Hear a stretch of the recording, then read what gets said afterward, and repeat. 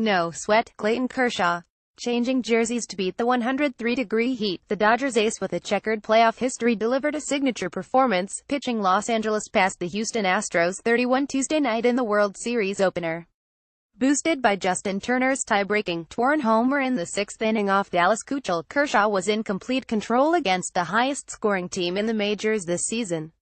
Definitely feels good to say it was the World Series, and it feels good to say we're 10, Kershaw said. The left-hander had waited his whole career for this moment, and once he took the mound in his series debut, he lived up every bit to the legacy of Sandy Koufax, Orel Hershiser, and the greatest of Dodgers hurlers. The three-time Cy Young Award winner struck out 11, gave up just 3 hits and walked none over 7 innings, featuring a sharp breaking ball that often left Houston batters taking awkward swings. His lone blemish was a home run by Alex Bregman in the fourth that made it 1-1. No matter, with Koufax in the house, Kershaw did his pal proud. He was as good as advertised, Keuchel said. A sweltering, pulsating crowd at Dodger Stadium dotted with Hollywood A-listers was filled with Kershaw jerseys, and he drew loud cheers all evening. Kershaw got one more ovation when he walked through a corridor to a post-game interview.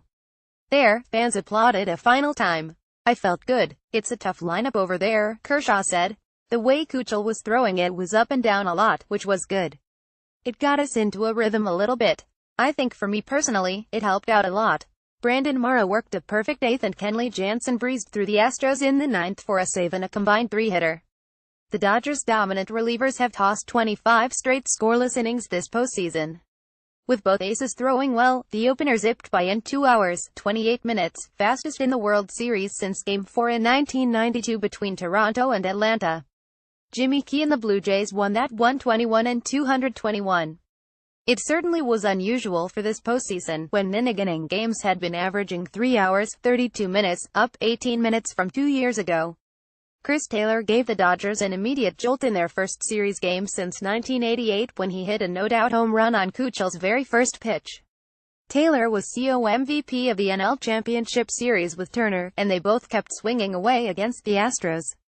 Just getting that momentum early is huge, Kershaw said, and let the crowd kind of feed off that. It was definitely as good a start as we could have hoped for. The loss left the Astros still without a single World Series win in their 56-season history. In their only other series appearance, they were swept by the White Sox in 2005. Game 2 is Wednesday evening, with AL Championship Series MVP Justin Verlander starting against Dodgers lefty Rich Hill. Kershaw has almost every imaginable individual accolade on his resume: 5 ERA titles, an MVP trophy, a no-hitter and 7 All-Star selections, but also was dogged by a shaky October past. He began this outing in the twilight with a 67 career playoff record and an unsightly 4.40 ERA. He improved to 30-4 starts this postseason. I don't know if you can decipher between a postseason start and a World Series start. The adrenaline, I feel like every game is so much more magnified. Kershaw said, a series opener that served as a showcase for several of the game's best young hitters, Jose Altuve, Carlos Correa, Cody Bellinger and more, instead was dominated by Kershaw.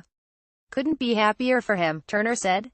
Facing a team that had the fewest strikeouts in the majors this year, Kershaw fanned more Houston hitters than any starter this season. And he helped the Dodgers, who led the majors with 104 wins and a $240 million payroll, improve to 81 this postseason. Tonight is about Kershaw, Astros manager A.J. Hinch said. It was 1-0 when Taylor drew a 2-out walk in the sixth. Turner followed with his drive off the bearded Keuchel. Keuchel was really good tonight. He was just a pitch or two less than Kershaw, Hinch said.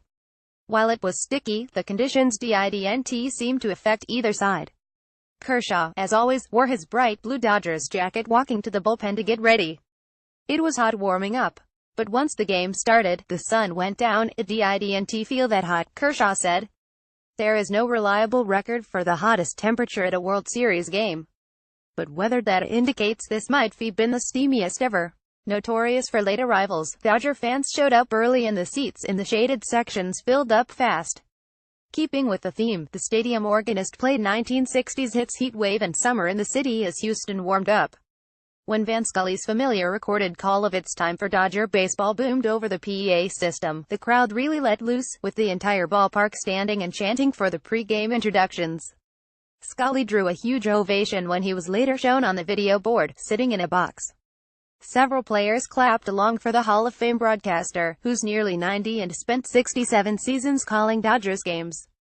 Dustin Hoffman, Jerry Seinfeld and Lady Gaga were among the many celebs in the crowd of 54,253, along with Dodgers great Tom Lasorda and per-towner Magic Johnson. More AP Baseball http://sapnews.com /Baseball